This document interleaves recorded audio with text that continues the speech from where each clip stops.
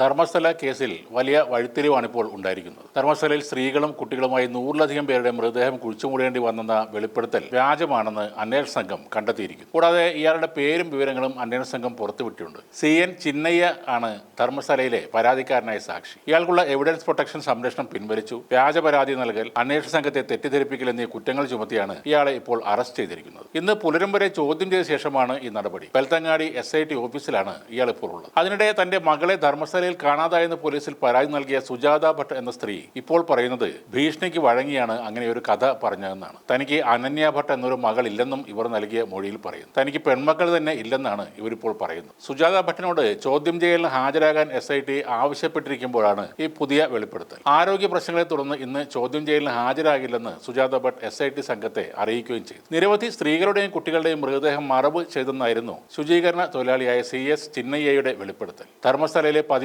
ഇടങ്ങളാണ് അന്വേഷണ സംഘത്തിന് മുമ്പാകെ ഈ സാക്ഷി ചൂണ്ടിക്കാണിച്ചത്. അവിടെയെല്ലാം അന്വേഷണ സംഘം പരിശോധന നടത്തിയെങ്കിലും വെളിപ്പെടുത്തലിന് അനുസരിച്ചൊന്നും കണ്ടെത്താൻ കഴിഞ്ഞിരുന്നില്ല എന്നാണ് പറയുന്നത്. എന്നാൽ 100 അസ്ഥികൂടങ്ങളെങ്കിലും കണ്ടെടുത്തു എന്നാണ് പ്രമുഖ ചാനലുകളായ ന്യൂസ് 18, ഇന്ത്യ ടുഡേ എന്നിവരടക്കം റിപ്പോർട്ട് നൽകിയിരുന്നത്. ആകെയുള്ള 13 സ്പോട്ടുകളിൽ സൈറ്റ് നമ്പർ 6 നിന്നും സൈറ്റ് നമ്പർ 11 നിന്നുമാണ് ഭൂരിഭാഗം അവശിഷ്ടങ്ങൾ കിട്ടിയതെന്നും അതെല്ലാം തന്നെ 16 വർഷങ്ങൾ പഴക്കമുള്ളതാണെന്നുമായിരുന്നു ഈ റിപ്പോർട്ടുകൾ. എന്നാൽ അതെല്ലാം ഇപ്പോൾ ഇവർക്ക് തന്നെ വിഴുങ്ങേണ്ട അവസ്ഥയാണുള്ളത്. കോടതിയിൽ സാക്ഷിമൊഴി നൽകിയ കസ്റ്റോഡിയനായ മഹേഷ് തിമറോഡിയെ കഴിഞ്ഞ ദിവസം ഈ കേസിൽ റിമാൻഡ് ചെയ്തിരുന്നു. അതിന് പിന്നാലെയാണ് ഇപ്പോൾ സാക്ഷിയെ SIT അറസ്റ്റ് ചെയ്യുന്നത്. ഒരു യൂട്യൂബ് ചാനലിൽ നൽകിയ അഭിമുഖത്തിലാണ് കാണാതായ അനന്യയുടെ അമ്മ സുജാത ഭട്ട് ഞെട്ടിക്കുന്ന വെളിപ്പെടുത്തൽ നടത്തിയത്. ധർമ്മസ്ഥലയിലെ കൂട്ടക്കൊലകളുമായി ബന്ധപ്പെട്ട് താൻ നടത്തിയ എല്ലാ ആരോപണങ്ങളും കെട്ടിച്ചമച്ചതാണെന്ന് അവർ സമ്മതിച്ചു. ചിലർ എന്നോട് അങ്ങനെ പറയാൻ ആവശ്യപ്പെട്ടു. സ്വത്ത് തർക്കമാണ് ഇതിന് പിന്നിലെ പ്രധാന കാരണമെന്നും അവർ പറഞ്ഞു. തന്റെ മുത്തച്ഛന്റെ ഉടമസ്ഥതയിലുള്ള സ്ഥലം ധർമ്മസ്ഥല ക്ഷേത്ര അധികൃതർ കൈവശപ്പെടുത്തിയതാണ് ഈ തർക്കത്തിന് കാരണമെന്നും അവർ പറഞ്ഞു. ഇപ്പോൾ ഈ ആരോപണങ്ങൾ ഉന്നയിക്കാൻ